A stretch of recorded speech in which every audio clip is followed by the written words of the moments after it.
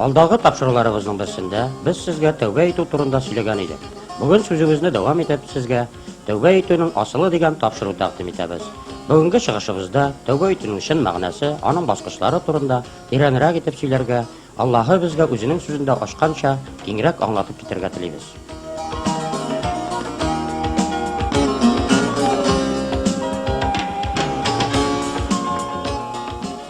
Безнең эра башында Яһудия илендә яшәгән Яхья пәйгамбәр шүлдә вагаз сөйләп йөри. Тәүбә итегез, чөнки күк патшалыгы якынлашты, ди ул. Ул вакытта Иерусалим, бөтен Яһудия һәм бөтен Иордан тирәләре аның янына киләләр һәм гөнаһларын икрар итеп тәүбә китерәләр. Үзләрен укымышлы, тәкъва, изге дип исәпләгән дин әһелләренең пычрак күңелләрен, явыз йөрәкләрен күреп, аларның ялган тәүбәләрен ишетеп, Яхья пәйгамбәр: "Эй сез йылан токымнары, киләчәк ачудан качарга сезгә кем кисәтү ясады? Балта да инде агачлар төбендә ята. Яхшы җимеш бирми торган һәр агачны кисеп утка ташлыйлар", ди. Ягъни тыштан диндар, укымышлы булсагыз да, сезнең ишегез явызлык, агу, әшәкелек белән тулы. Аллаһы сезнең күңелегезне күрми дип уйлыйсызмы? Худайның ачуыннан качып котылмакчы буласызмы? Яхшы җимеш китермәгән агачны кисеп утка ташлаган кебек, ихлас тәүбә китермәгән бәндәнең җаны да киселеп, тамук утына ташланачак, ди ул. Ничек була соң ул ихлас тәүбә? Ялган тәүбәдән ул нәрсәсе белән аерыла?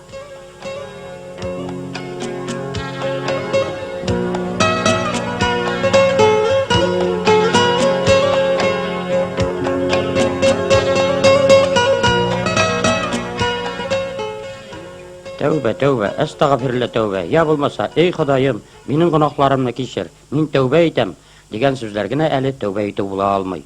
Аллаһы һәм кешеләр алдында күп матур сүзләр сөйләргә, хатта күз яшьләре түгәргә була. Әмма Ходай безнең күңелебезгә карый. Күпләр тәүбә итүне, гөнаһларыңны, хаталарыңны, җинаятләреңне Аллаһыга әйтү дип уйлыйлар. Әйтерсең, Аллаһы без кылган әшәклекләрне белми, я булмаса оныткан. Андыйлар елына бер тапкыр булса да кылган гөнаһлары турында Худайга сөйләп үтәргә үзләрен бурычлы дип саныйлар. Шул ук вакытта аларның күңелендә кылган гөнаһлары өчен әз генә дә үкенү, оялу, әрнү һәм гөнаһларын калдыру теләге юк. Шундый тәүбә көтәме соң бездән Раббы? Әлбәттә юк.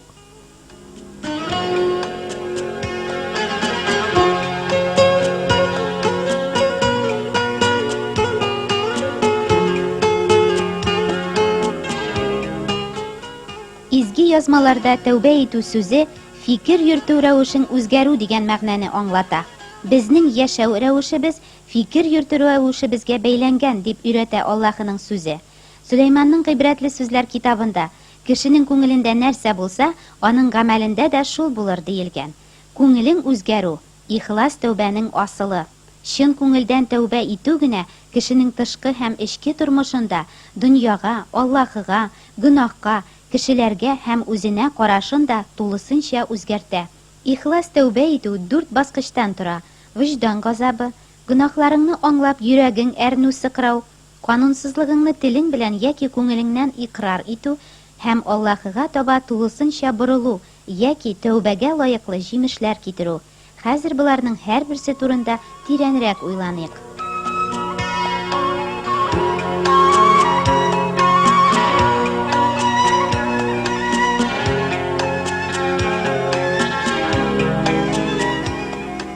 Нәрсә ул вөҗдан газабы?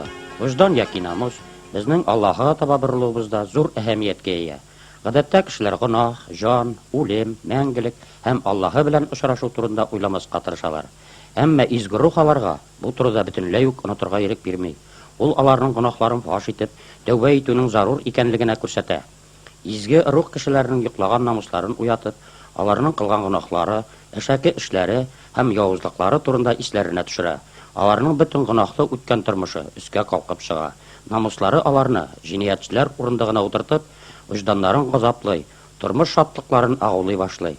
Мондый эчке бәрелеш аларны җан тынычлыгы табу юлын эзләргә мәҗбүр итә. Аллаһы алдында гөнаһларын ачып, йөрәкләрендәге бөтен яшерен, ямьсез уйларын әйтеп, Худайдан кичерү сорап ялварыр урында, алар вөҗдан газабыннан качырга теләп, күңел күтәрү урыннарында онытылырга, яисә дини йолалар һәм кагыйдәләр үтәп, намусларын тынычландырырга тырышалар. Я булмаса аңсыз, ахмакларча Аллаһыны инкар итү белән тамамлыйлар. Әмма буларның берсе дә күңел теләгән ирек һәм җан тынычлыгына китермей. Киресенчә, Аллаһы каршында гаебеңнең авырлыгын эштән аңлау, еш кына гөнаһлыны чын тәүбә итүнең икенче баскычы йөрәгең телгәләнүгә китерә.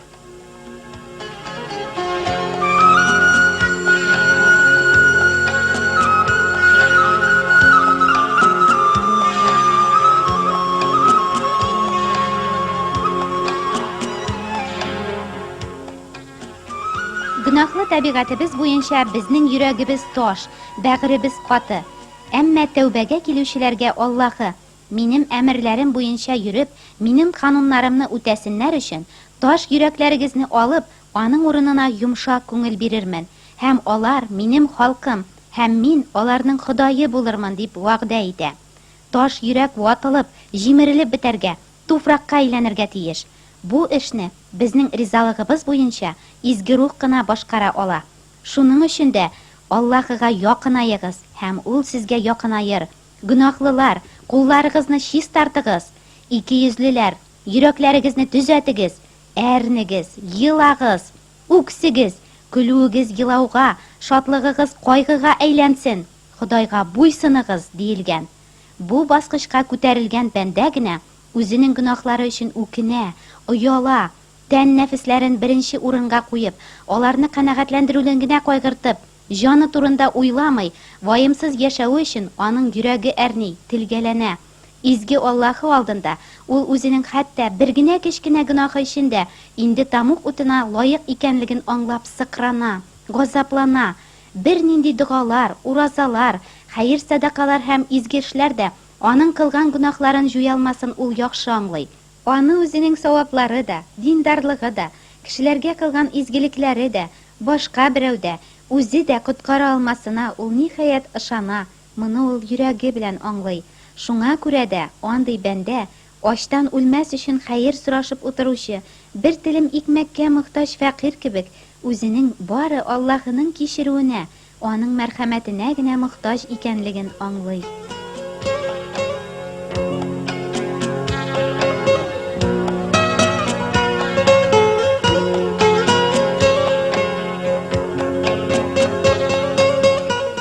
Шулай Алла каршында күңел тәкәбберлекләреннән ваз кичеп, рухларын юашландырган җаннар гына Давыд пәйгамбәр кебек: "Эй Алла, үзеңнең бөек шәфкатең буенча мине ярлыкка, үзеңнең күп рәхимлегең буенча гөнаһымны әрчеп бетер. Эй Алла, мине саф күңелле ит, үз йөзеңнән мине кулма", дия ала.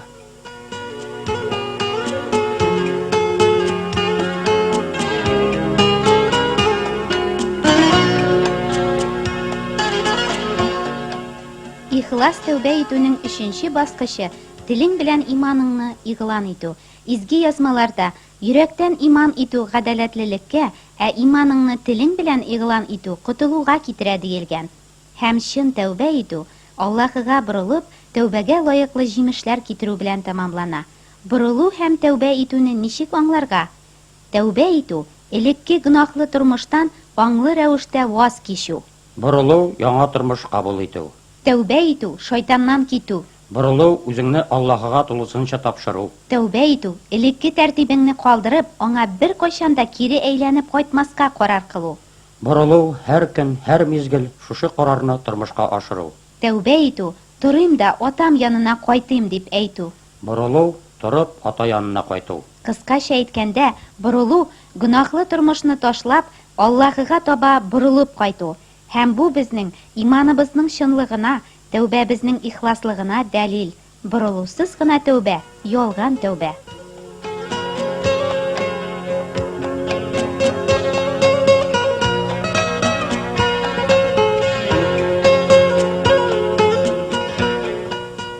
Икенче гасырда яшәгән яһуд философы тәүбә итү өчен Аллаһыга шундыйрак дуга белән мөрәҗәгать итәргә тәкъдим иткән. Эй Алла, мин гынаһ эшләдем, канунсызлык кылдым. Моның өчен мин үкенәм һәм бу эшемнән оялам. Моннан соң һич кайчан моны эшләмәм. Дауд пәйгамбәр булай дип дугалар кылган: "Эй Раббы, үз исемең хакына гынаһымнан мине чистарт. Ул бик зур шул. Көн сайын хурлыгым күз алдымда, йөземне оят каплады. Эй коткаручы Аллаһы Тәгаләм, мине кире какма һәм мине ташлама. Үз бәндәңә якты йөз күрсәт. Мәрхәмәтең белән мине коткар."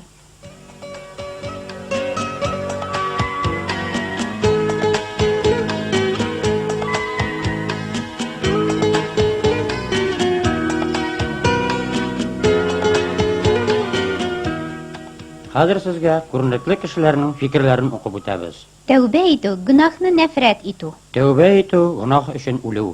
Тәүбә итү тормышыңны төзәтү турында Аллаһы белән килешү. Әгәр без гөнаһларны калдырмасак, Ходай безне кичерми. Аллаһы кичерә алмый торган бер генә гөнаһ та юк. Һәр кем үзе өчен генә тәүбә итә ала. Үз-үзеңне яратудан баш тартмыйча тәүбә итеп булмый. Сынаулар, ширләр, кайгылар җибәреп, Аллаһы гөнаһлыга тәүбәгә килергә булыша. Тәүбә итү озын дугаларда һәм матур сүзләрдә түгел, ә йөрәгең әрнүдә һәм елауда. Кем үзенең гөнаһларын яшерә, ул аларны калдырырга теләми.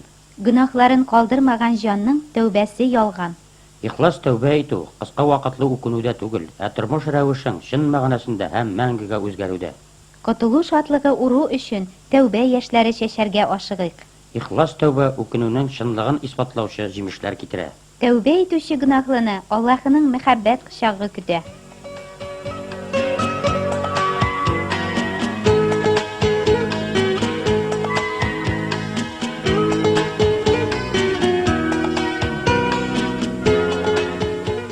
Дөньяда бик күп мөһим нәрсәләр бар.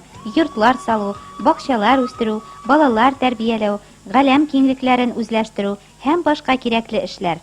Әмма кеше өчен бу фани дөньяга килгән, сулышы борынында, җаны Аллаһының кулында булган мискин гөнаһлы өчен барсыннан да мөһиме, барсыннан да кирәгрәге мәңгелеккә күчкәнче Тәңре каршында ихлас тәүбә итеп, аның мәрхәмәтен кабул итү. Чөнки тәүбә итеп, рухы һәм йөрәге яңармаган җан Алла патшалыгына керә алмаячак. Бер вагачы булай дигән: Җиргә килгән һәр бәндә гөнаһлары өчен тәүбә итә ала. Әгәр ул тәүбә итә алмаса, аның өчен тумавы яхшырак булыр иде.